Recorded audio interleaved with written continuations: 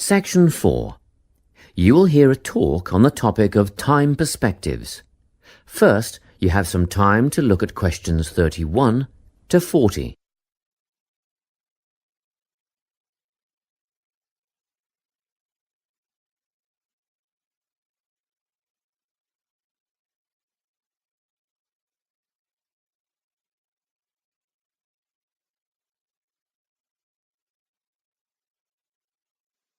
Listen carefully and answer questions 31 to 40. Today, I'm going to be talking about time. Specifically, I'll be looking at how people think about time and how these time perspectives structure our lives. According to social psychologists, there are 6 ways of thinking about time, which are called personal time zones. The first 2 are based in the past. Past positive thinkers spend most of their time in a state of nostalgia, fondly remembering moments such as birthdays, marriages, and important achievements in their life. These are the kinds of people who keep family records, books, and photo albums. People living in the past negative time zone are also absorbed by earlier times, but they focus on all the bad things, regrets, failures, poor decisions. They spend a lot of time thinking about how life could have been. Then, we have people who live in the present. Present hedonists are driven by pleasure and immediate sensation. Their life motto is to have a good time and avoid pain. Present fatalists live in the moment too, but they believe this moment is the product of circumstances entirely beyond their control. It's their fate, whether it's poverty, religion, or society itself. Something stops these people from believing they can play a role in changing their outcomes in life. Life simply is, and that's that. Looking at the future time zone, we can see that people classified as future active are the planners and go-getters. They work rather than play and resist temptation. Decisions are made based on potential consequences, not on the experience itself. A second future-orientated perspective, future fatalistic, is driven by the certainty of life after death and some kind of a judgment day when they will be assessed on how virtuously they have lived and what success they have had in their lives. Okay, let's move on. You might ask, how do these time zones affect our lives? Well, let's start at the beginning. Everyone is brought into this world as a present hedonist. No exceptions.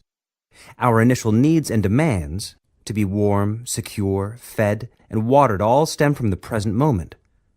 But things change when we enter formal education.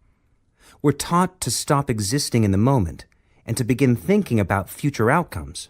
But did you know that every 9 seconds a child in the USA drops out of school? For boys, the rate is much higher than for girls. We could easily say, well, boys just aren't as bright as girls. But the evidence doesn't support this. A recent study states that boys in America, by the age of 21, have spent 10,000 hours playing video games. The research suggests that they'll never fit in the traditional classroom because these boys require a situation where they have the ability to manage their own learning environment. Now, let's look at the way we do prevention education. All prevention education is aimed at a future time zone. We say, don't smoke or you'll get cancer. Get good grades or you won't get a good job. But with present-orientated kids, that just doesn't work. Although they understand the potentially negative consequences of their actions, they persist with the behavior because they're not living for the future. They're in the moment right now. We can't use logic, and it's no use reminding them of potential fallout from their decisions or previous errors of judgment. We've got to get in their minds just as they're about to make a choice. Time perspectives make a big difference in how we value and use our time. When Americans are asked how busy they are, the vast majority report being busier than ever before.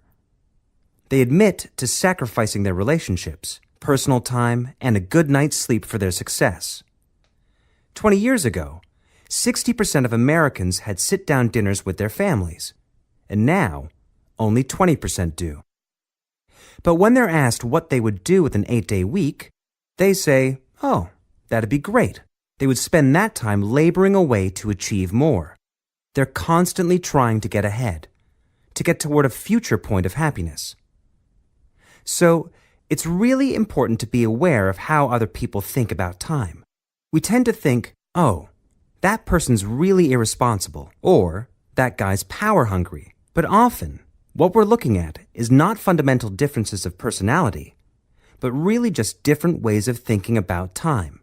Seeing these conflicts as differences in time perspective, rather than distinctions of character, can facilitate more effective cooperation between people and get the most out of each person's individual strengths.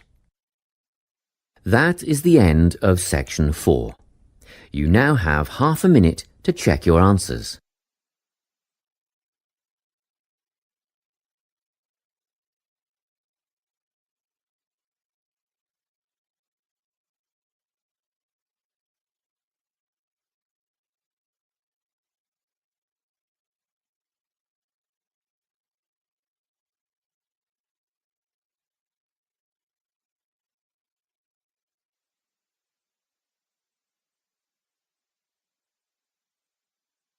That is the end of the listening test.